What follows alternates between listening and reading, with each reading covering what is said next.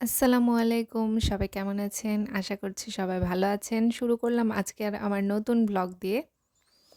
আজ সকাল, সকাল ঘুম থেকে উঠে আম্মু আর খালামণি চলে গিয়েছিল বাজারে। আজকে যেহেতু শুক্রবার জুম্মার দিন, তো একটু সকাল সকালই বাজারে যেতে হবে। না হলে আবার মাছ-মাংস কিছুই থাকবে না। কারণ কর্মব্যস্ত মানুষেরা যারা চাকরিজীবী তারা আজকের দিনে কিন্তু বেশি বাজার করে থাকে। আর বড় মাছ কিনতে গেলে সকাল, সকাল একটু যেতে হয় শুক্রবারে। তো শুক্রবারে আজকে বড় একটা সিলভার কার্প মাছ এনেছে খালামণি। আর আমরা যেহেতু এসেছি সেই উপলক্ষে খুব বড়, বড় মোটা, মোটা গুচি মাছ এনেছে। গুচি মাছ দিয়ে আমাদের তরকারি খাওয়া হবে চচ্চড়ি। গুচি মাছ দিয়ে খুব সুন্দর করে তেল, তেল করে চচ্চড়ি করা হবে আজকে। আর এখানে তো সিলভার কার্প মাছটা দেখতেই পাচ্ছেন। এটা ৪ কেজি ওজনের একটা মাছ। ৪ কেজি প্লাস অবশ্য, একটু বেশি। আর সঙ্গে আছে গরুর মাংস। গরুর মাংসগুলো রাস্তার সাইড থেকে আনা হয়েছে। নওগাঁতে আমাদের এখানে সরিষাহাটির মোড় আছে। ওইখানে খুব টাটকা ফ্রেশ মাংস পাওয়া যায়। ওখান থেকে ২ কেজি পরিমাণে গরুর মাংস আনা হয়েছে। খালামণির অনেকদিন ধরেই শখ ছিল যে শীতের মধ্যে আমরা একটা বড় আয়োজন করব অনুষ্ঠানের। সেখানে আমরা আর খালামণির বাসায় এসে খুব আনন্দ করব, মজা করব। এটাই চাচ্ছিল খালামণি। তো আমরাও এসে খুবই আনন্দ করছি, মজা করছি এখানে সবাই মিলে। খুব মজা হয়। আসলে সবাই একসঙ্গে হলে মজার তো কোনো আম রিজন লাগে না। মানে বিভিন্ন ধরনের কথা হয়, আড্ডা হয়, হাসাহাসি হয়।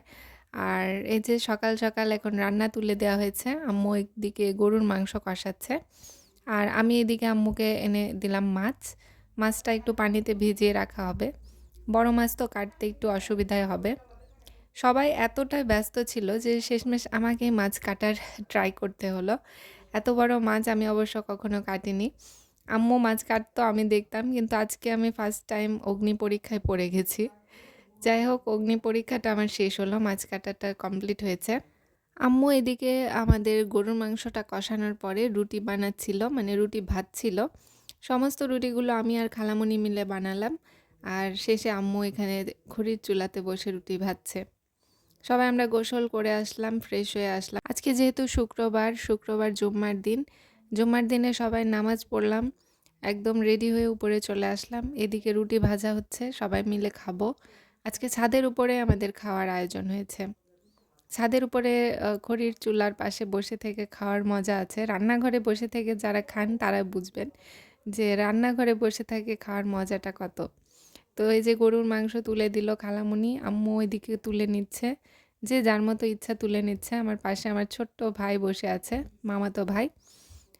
আর সন্ধ্যার দিকে আমরা বানাচ্ছি পাটিসাপটা পিঠা। যেহেতু আমাদের পিঠার দাওয়াত ছিল, তো পিঠার দাওয়াতের পাশাপাশি আমরা সব রকমেরই খাবার খাচ্ছি, যেটা পছন্দ খালামণির, আম্মুর। দুজনের আসলে সম্মতিতেই রান্না করা হচ্ছিল। মানে যার যেটা পছন্দ সে সেটা বানাচ্ছে।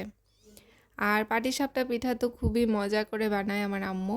আজকের পিঠাটা অনেক মজা হয়েছিল। খুবই সুস্বাদু হয়েছিল। তো আজকের ব্লগটা এখানেই শেষ করছি। ভালো লাগলে অবশ্যই সাবস্ক্রাইব করবেন।